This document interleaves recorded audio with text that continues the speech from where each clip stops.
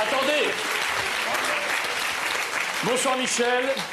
Vous voulez d'abord vous adresser à Lambert Wilson? Oui, je voulais dire à Lambert Wilson que vous êtes peut-être l'image même du gentleman, mais vous êtes peut-être le dernier. Car la galanterie n'existe plus, mesdames. Vous êtes bien d'accord? Vous êtes bien d'accord? Un exemple. L'autre jour, alors qu'il pleuvait, avec ma femme, on s'est retrouvés devant une grande flaque d'eau. Elle ne pouvait pas l'enjamber. J'ai étendu mon manteau sur la flaque. Elle m'a dit, c'est galant. Je lui ai dit, je m'en fous, c'est pas moi qui lave. Ça, ce n'est pas de la galanterie, on est bien d'accord. Deuxième exemple, messieurs, en voiture, vous ouvrez tous la portière côté passager à votre femme pour qu'elle en sorte. C'est galant, oui? Mais la vraie galanterie, c'est de le faire quand la voiture est arrêtée.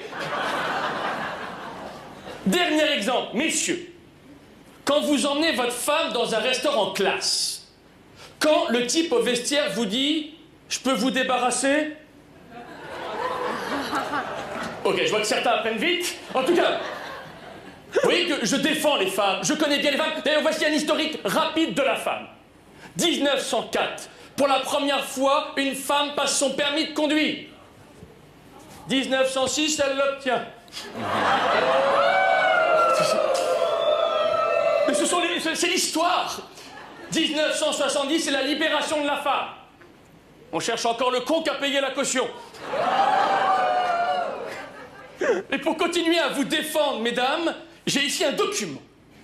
Un extrait du journal de bord d'une femme moderne. On dit les femmes ne font rien, c'est faux. J'ai ici la preuve du contraire. Si ça ne correspondait pas à la réalité, n'hésitez pas à réagir, mesdames. Je découvre ce document en même temps que vous. Je demande un instant, je corrige les fautes d'orthographe. 8 heures, mon réveil sonne. 13 heures, je me lève. C'est pas moi. Je le découvre. 13h10, je me pèse. Je vois 88 kilos, je suis horrifié. En fait, je suis rassuré, je viens de m'apercevoir que j'avais mis la balance à l'envers.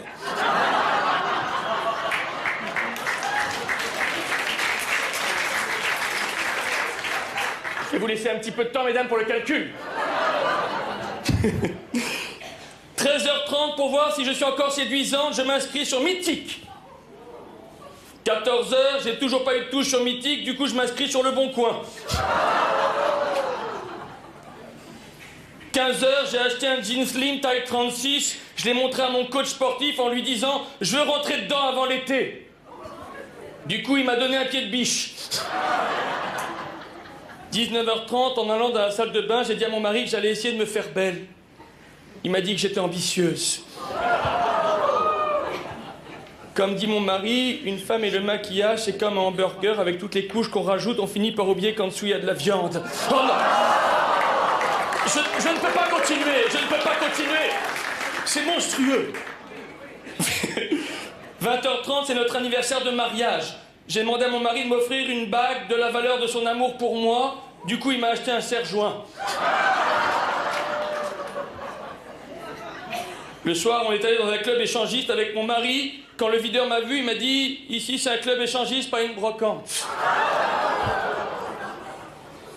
À l'intérieur, il y avait une musique langoureuse. J'ai fait un striptease à mon mari. Quand je me suis assis sur son genou, j'ai cru qu'il avait une érection. En fait, non, c'est son fémur qui avait lâché. C'est pas à moi, c'est pas à moi. En tout cas, pour vous rendre hommage, mesdames, j'aimerais faire une minute de silence. Mais je me dis que, mesdames, vous n'y arriverez jamais.